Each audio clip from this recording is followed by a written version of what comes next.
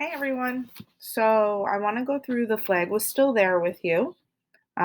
Before we do anything, I want you to remember to hit Tools, Recognize Text in this file, and OK, because this is going to let you highlight. So we're going to do some highlighting together.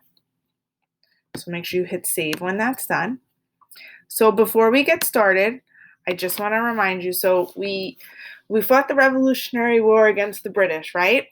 And we won because the 13 colonies became America. And then we had the Articles of Confederation, and that didn't really work. So we created the Constitution.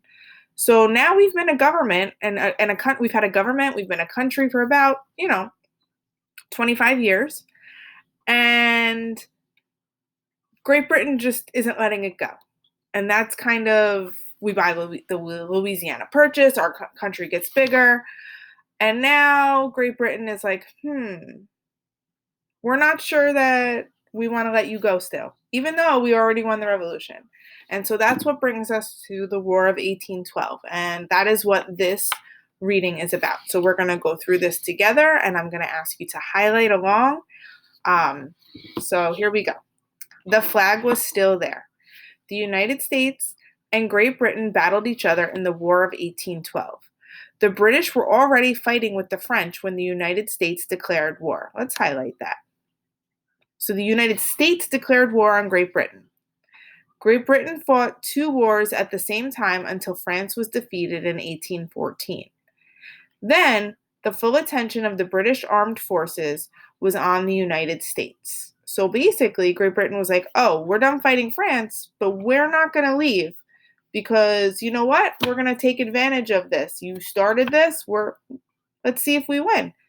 If Great Britain had won, do you think we would still be the United States? I don't really have an answer, but I think that they would have tried to make us part of Great Britain again. In August 1814, the British Army attacked Washington, D.C. Only a small number of American soldiers protected the city, so it was captured easily. The British destroyed the capital of the United States. They burned many buildings, including the White House and the Capitol. So yes, the White House we know today, they had burned it down. It's been rebuilt, parts of it. After Washington, D.C. was taken over, the British decided to attack Baltimore, Maryland. First, they planned to take over Fort McHenry, which guarded the entrance to Baltimore's harbor. Then the British would invade the city. The Americans knew the British wanted to take over Baltimore, so they were ready. So they knew they had to take over Fort McHenry,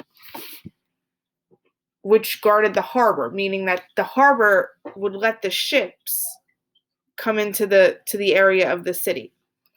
And then they were going to invade the city. Great Britain's large ships were too big for the shallow water near Fort McHenry. The British ships could not use cannons to attack the fort. So let's highlight that. Instead, they sent some small ships that were carrying rockets and bombs. On September 13th, 1814, these ships fired on the fort all day and all night.